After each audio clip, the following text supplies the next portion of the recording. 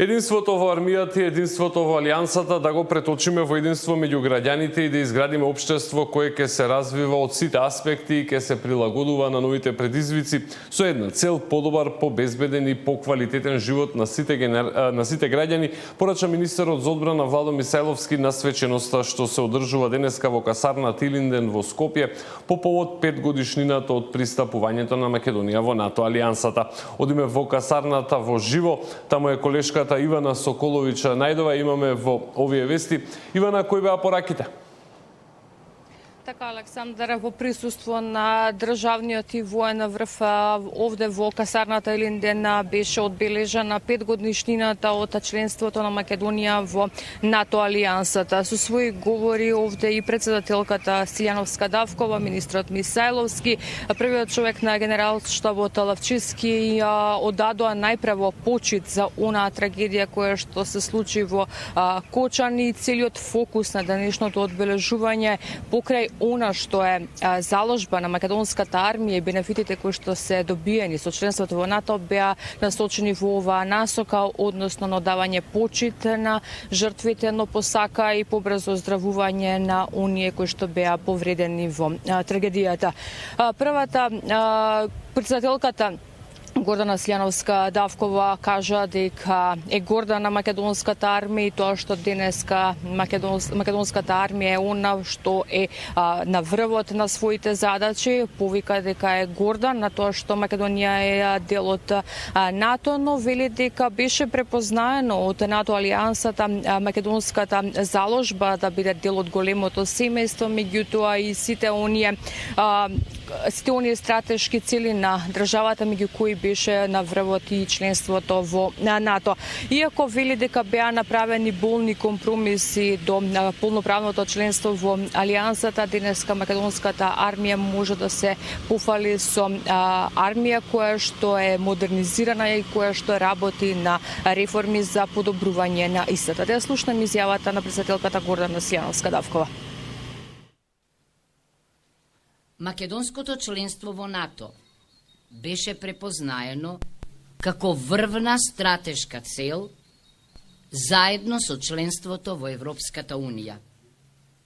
Меѓу нас се дел од ветераните на македонската одбрана, кои што своите кариери ги посветија на остварувањето на оваа цел.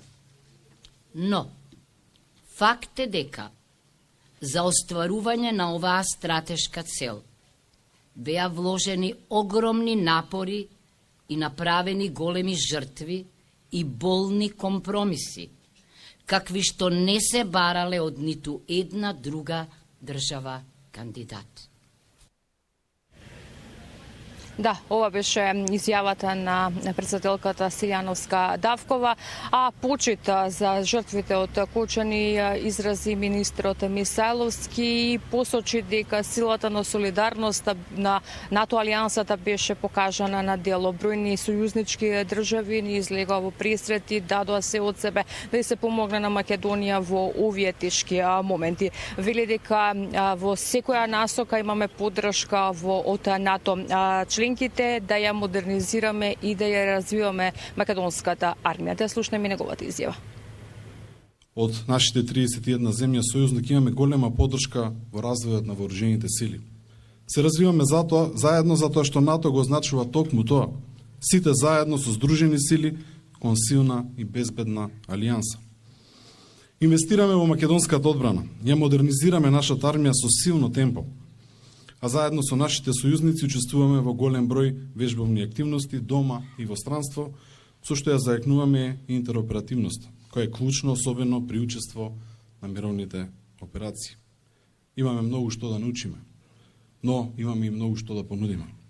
Да си ја чуваме Македонија, да се грижиме за безбедноста и стабилноста на регионот и пошироко, затоа што само така може да одиме напред.